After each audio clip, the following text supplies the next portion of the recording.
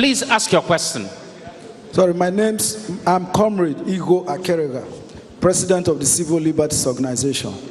With due respect to the discussants and the panelists, I wouldn't really want a question, but I would prefer a short comment, sir, if I'm permitted.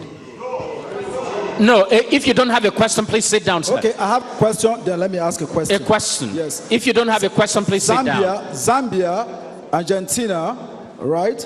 Brazil, Venezuela, Russia, Ghana devalued their currencies, yet their economies did not grow. Do we think that if Nigeria devalues, our economy will grow and there will be a better living for Nigerians? Okay, your question will be taken. I saw one of our foreign friends with his hand up. Can you ask your question, sir?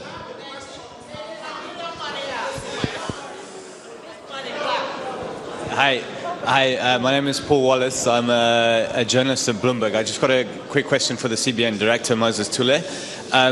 Given the President's recent comments, he said that devaluation would be akin to murdering the Naira.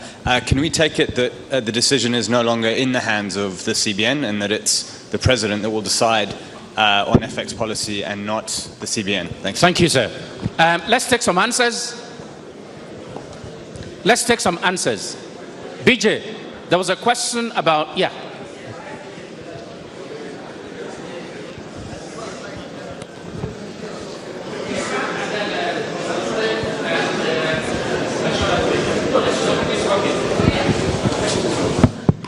Very quickly.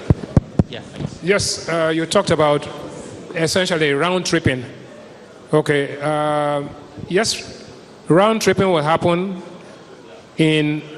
when you have multiple exchange rates. The objective of markets are to unify exchange rates and manage it within the context of the country's national interest. So there's nothing like a free exchange rate. What you have is managed floating rates. And almost 80% of the countries in the world today have a managed floating rate with your national interest in mind. But you cannot, your currency cannot be misaligned. What you have now is a misaligned currency, and that misalignment could either be structural or temporary.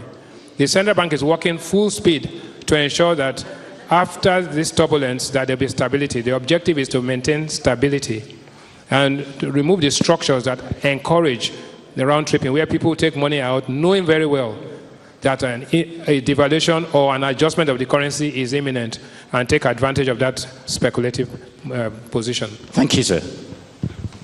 Thank you very much. The question on whether the decision on the exchange rate is for the President and not the central bank, I want to address it this way. When the President said, "I will not kill the Naira," he was simply affirming and agreeing with the position taken by the central bank. And with due respect, since May of last year, the government has never intervened in the policy-making machinery of the bank. The instrument autonomy of the central bank remains very valid. And that statement has to be taken in context within the 2016 budget, in which at paragraphs 73, 74, and 75 of the budget speech, the President did make mention of the need to make very hard choices and hard decisions in the course of 2016.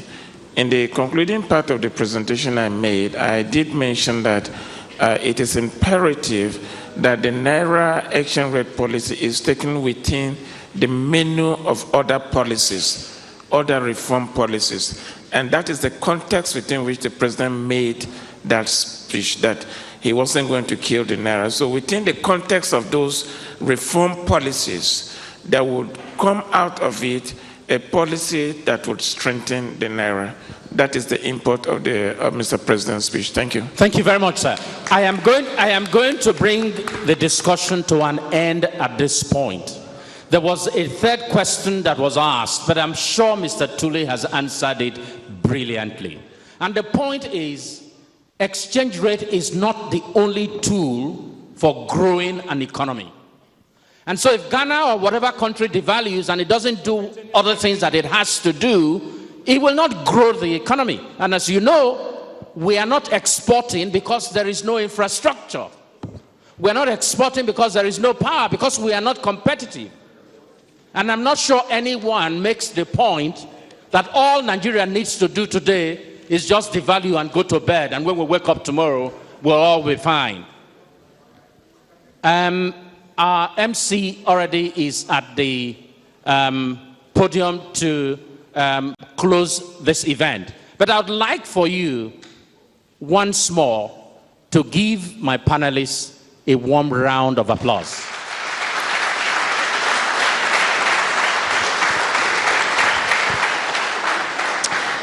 Yes, indeed. Yes, indeed. It's been an interesting time, a stimulating time, intellectually engaging.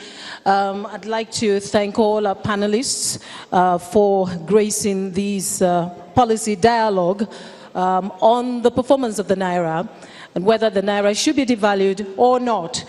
At this juncture, we must come to a close. A lot has been said, but one of the key points I'll take away is from His Excellency, the Executive Governor of Edo State, who said, the poor are the best economists in Nigeria.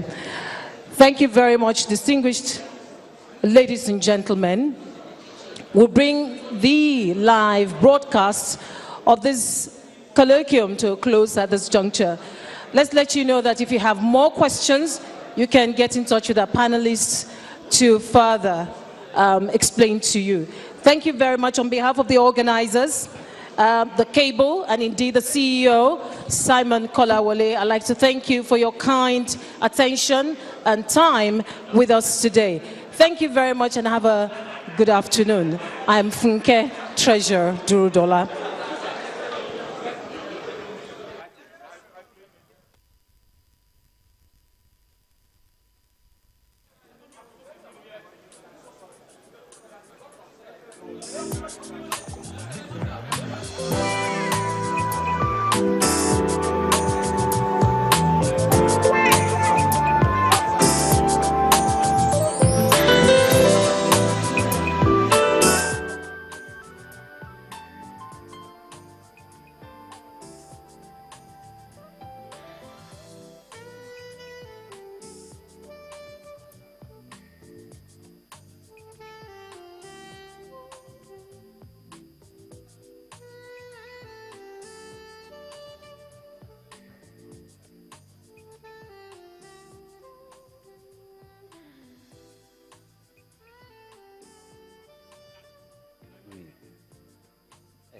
He's just going to. All